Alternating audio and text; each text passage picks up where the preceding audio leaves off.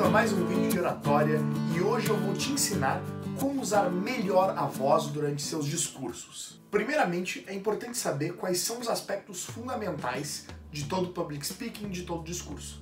Primeiro, existe a respiração, depois a pronúncia, volume e velocidade de voz. Esses 4 aspectos serão trabalhados no vídeo de hoje. Entendam que saber controlar a voz é extremamente importante para que as pessoas elas fiquem engajadas, prestando atenção naquilo que vocês estão falando, mas também é pela voz que nós conseguimos transmitir as nossas emoções. Se nós estamos tristes ou se nós estamos empolgados. E saber utilizar esse mecanismo é muito importante para que o seu discurso fique melhor, mais divertido, mais dinâmico e mais natural. A primeira ferramenta que nós precisamos saber utilizar é a respiração. Porque a respiração é como se fosse a gasolina da nossa fala. Nós precisamos ter uma entrada de ar e uma manutenção desse ar para conseguir produzir o som. Esse som que é produzido quando o diafragma empurra o pulmão para cima e faz com que o ar saia pela nossa boca. Então é importante que vocês saibam controlar o quanto de ar vocês conseguem guardar para utilizar na fala, para que não chegue um momento que vocês fiquem sem ar e daí não tem mais o que falar e eu não tenho ar e eu não sei o que fazer. E dar essa respiração para conseguir botar a gasolina de volta. Então é importante saber controlar o quanto de gasolina nós temos dentro do corpo para conseguir manter o discurso até o fim da viagem. Além desse controle interno do volume de ar, também é importante manter a respiração para que nós consigamos oxigenar o nosso corpo e o nosso cérebro. Porque se o cérebro não for oxigenado durante o discurso, o raciocínio fica mais fraco, nós ficamos mais dispersos, distraídos, então uma boa oxigenação é importante. E para melhorar o fluxo de ar durante a fala, eu vou te ensinar como fazer a respiração diafragmática. Vem comigo! Para o exercício de respiração diafragmática, você precisa estar numa posição confortável e ereta. Então sem estar curvado para frente, nem forçando a barriga assim, não. É preciso ficar reto, com o peito estufado. Depois, posicione a mão no abdômen, aqui na parte central, que é exatamente onde fica o nosso diafragma, de forma a não apertar, mas nem de forma tão leve a ponto de não sentir a musculatura. Então uma leve pressão é suficiente. Depois, a respiração diafragmática funciona assim. Normalmente quando respiramos, nós estufamos o peito e quando paramos de respirar, o peito abaixa. Na respiração diafragmática, é importante não mexer a parte do peitoral, apenas a barriga, desta forma.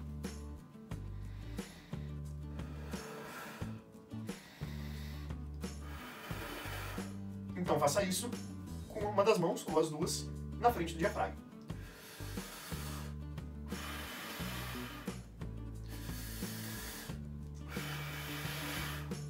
Dessa forma você vai sentir a musculatura do diafragma baixando na hora de encher o ar e contraindo na hora de expelir o ar. Importante nesse exercício é cuidar para a hiperventilação. Se você sentir alguma tontura ou alguma coisa do tipo, pare imediatamente o exercício. Agora que você aprendeu a respirar, vou te ensinar como fazer uma boa pronúncia. E por que a pronúncia é tão importante? Quanto mais bem pronunciado o discurso da pessoa, mais fácil é para a plateia compreender.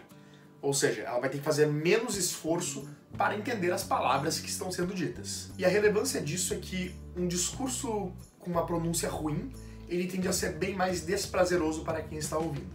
Por exemplo, se eu começasse a falar assim para vocês, eu acho que dificilmente vocês iam ficar vendo mais do que, sei lá, uns 20, 30 segundos do vídeo, porque é meio chato uma pessoa que fala sem uma boa dicção. Então, vocês percebem? Não é um bom discurso de ser ouvido. Então a dicção torna o discurso mais prazeroso. Mas também, quando as pessoas estão ouvindo esse discurso, elas tendem a prestar mais atenção e também dar mais credibilidade a pessoa que está falando. Isso é uma questão inconsciente, as pessoas não pensam, essa pessoa está falando mal, portanto ela não faz ideia do que está dizendo. Não, mas no subconsciente as pessoas fazem esse julgamento e tendem a não acreditar tanto numa pessoa que não tem uma boa fala. Por isso é fundamental saber pronunciar as palavras. Só um cuidado importante. Lembra do primeiro vídeo que eu te falei sobre naturalidade? Aqui é muito importante lembrar que a naturalidade é mais importante do que uma pronúncia perfeita. Então é preferível que a tua pronúncia seja mais ou menos, ela não pode ser terrível como no exemplo que eu fiz, mas ela pode ser mais ou menos, se isso não estiver tirando a naturalidade. Se vocês têm que mudar a forma de falar para conseguir manter uma boa dicção, isso acaba sendo mais prejudicial, porque, como eu falei no primeiro vídeo, as pessoas vão pensar que está com alguma falsidade ou com algum objetivo por trás do vídeo, uma enganação, então elas tendem a não confiar tanto na pessoa que não está sendo natural. Por isso é importante manter a naturalidade e ter uma boa dicção. Um exercício para melhorar a dicção é o do obstáculo na boca. E como funciona? É extremamente simples. Você só precisa de um dedo. Você bota assim, ó. O dedo, eu vou chegar mais perto. Você coloca o dedo entre os dentes e comece a falar assim. Se as pessoas conseguirem te compreender, é porque a sua dicção está boa. Claro, não vai ser a melhor dicção com o dedo na boca, e eu não quero que você chegue num discurso falando com o dedo na boca também. Mas com esse treinamento, se vocês fizerem, sei lá, uns 10 minutos toda manhã, algum treinamento de dicção, falar, sei lá, voar, correr, sorrir, orar, qualquer verbo, façam 5 minutos que seja. Mas com esse treinamento de dicção, vocês treinam a musculatura da face, e isso facilita na hora de ter uma boa dicção durante um discurso de verdade. Outro bom treinamento é fazer uma fala com uma dicção exagerada. Por exemplo, o rato roeu a roupa do rei de Roma. Isso, além de ser um excelente aquecimento para a musculatura da voz, que pode ser feito antes do discurso, também treina a dicção.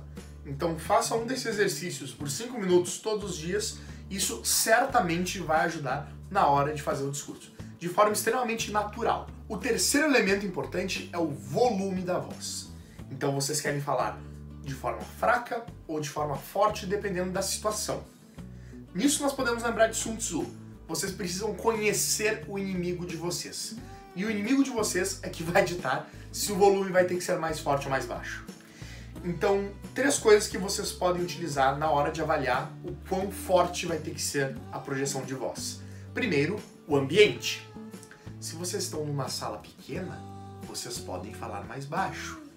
Mas se a sala for muito grande, vai ser necessário projetar mais a voz para que a pessoa lá do fundo consiga te entender. O segundo aspecto importante dentro do volume são os equipamentos. Então podemos ter situações em que não existe nenhum equipamento e eu vou precisar falar com uma voz muito mais forte, ou situações em que existe um microfone extremamente bom que eu não precise fazer nenhuma força. Mas quando existe algum equipamento, algum microfone, é importante chegar uma meia hora antes no local da apresentação para conseguir avaliar a potência do microfone, ou se ele tem uma qualidade boa de som, se o ambiente tem uma acústica boa para aquele microfone.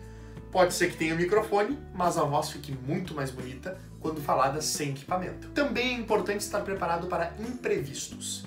Eu lembro do meu primeiro curso de oratória que eu passei no GDO, em que o microfone simplesmente parou de funcionar. Na verdade, eu acho que um amigo meu pisou na tomada do microfone e ele se desativou. Foi importante naquele momento saber alterar o volume da minha voz, que estava mais reduzido por conta do microfone, para um volume mais forte, para que as pessoas do fundo pudessem ouvir o que eu estava falando. E o terceiro aspecto importante é o público. Se nós temos pessoas mais velhas na plateia, normalmente o aparelho auditivo delas é prejudicado e ao longo do tempo todo a nossa audição ela se prejudica. Então, quando existe um público mais velho, idosos, por exemplo, um pouquinho mais de força também é exigido. Como regra geral, e isso normalmente não vai ter erro, fale um pouco mais alto do que é exigido na situação. Não tão alto a ponto de encher o saco das pessoas e de ser desagradável, mas só um pouco a mais por precaução. E o quarto e último ponto é a velocidade da fala. Naturalmente, existem pessoas que falam de forma mais rápida e pessoas que falam de forma mais devagar. É importante saber quais são os prós e contras de cada um. Então vamos começar pela fala rápida. Uma pessoa que fala de forma rápida precisa prestar muita atenção na própria dicção, porque uma pessoa falando rápido, sem dicção, é uma experiência terrível de se ver. Veja assim como exemplo. Dentro da cama tem uma jarra, dentro da jarra tem uma aranha. Tanto a aranha arranha jarra quanto a jarra arranha aranha. Péssimo, né? Agora, com uma boa dicção, essa frase seria totalmente diferente. Dentro da cama tem uma jarra, dentro da jarra tem uma aranha. Tanto a aranha arranha jarra quanto a jarra arranha aranha. trava-língua, tentei fazer 10 vezes até dar certo, mas vocês percebem que com uma boa dicção é muito mais fácil de compreender se eu estou falando aranha, arranha ou jarra.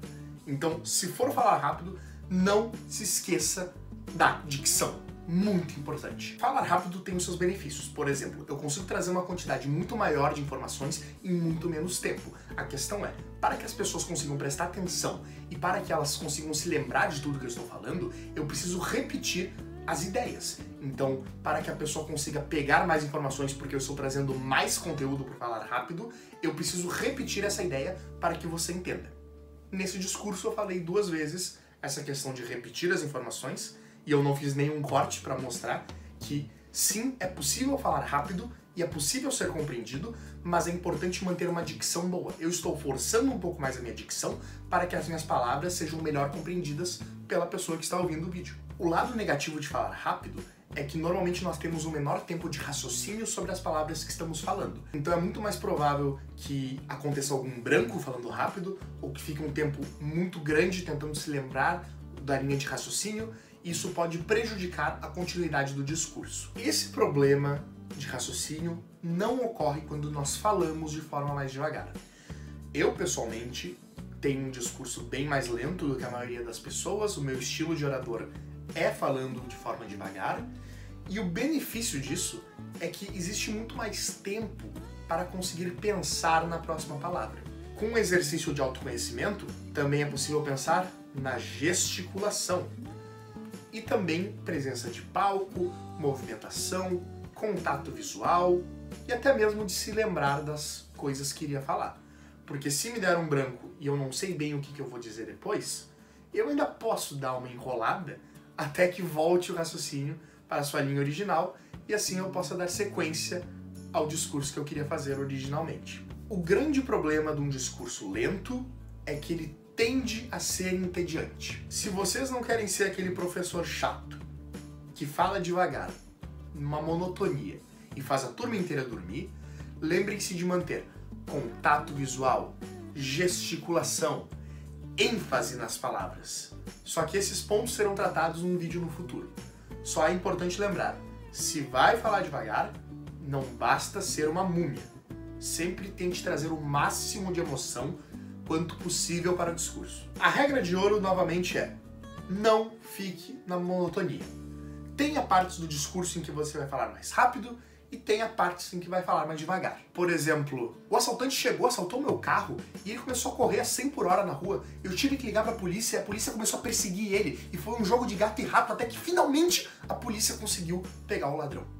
Então isso passa uma emoção de mais urgência, de mais ansiedade, isso pode ser importante no discurso. Mas se for falar uma parte importante, por exemplo, quando a polícia conseguiu chegar no carro, eles perceberam que na verdade o assaltante era o seu pai. Falar devagar pode ser importante para trazer um elemento impactante ou alguma informação que deve ser digerida com mais calma pela audiência. É importante saber jogar com esses dois conceitos, tanto falar com mais força ou de forma mais fraca, como falar de forma mais lenta e mais rápida. Um discurso muito lento e muito fraco tende ao sono, e um discurso muito rápido e muito forte tende à desatenção. Tomem cuidado e mantenham um equilíbrio. Então no vídeo de hoje você aprendeu a utilizar as ferramentas da voz para conseguir ter um discurso muito mais claro, muito mais nítido, e tenho certeza que fazendo as técnicas que eu apresentei hoje, as pessoas vão prestar muito mais atenção no discurso. Então não perca os próximos vídeos. Todo fim de semana eu posto conteúdo aqui no meu canal. Hoje foi de oratória, semana que vem vai ser de história do direito, depois vai ser sobre, sei lá, filosofia do direito, mas sempre vai ter um conteúdo novo. Todo final de semana tem conteúdo no canal. Também não se esqueça de seguir as minhas redes sociais que estão na descrição do vídeo. Assim você não vai perder nenhum conteúdo. Sempre que eu postar uma coisa nova, eu tenho certeza que você não vai perder. Então não se esqueça de curtir, se inscrever e até o próximo vídeo.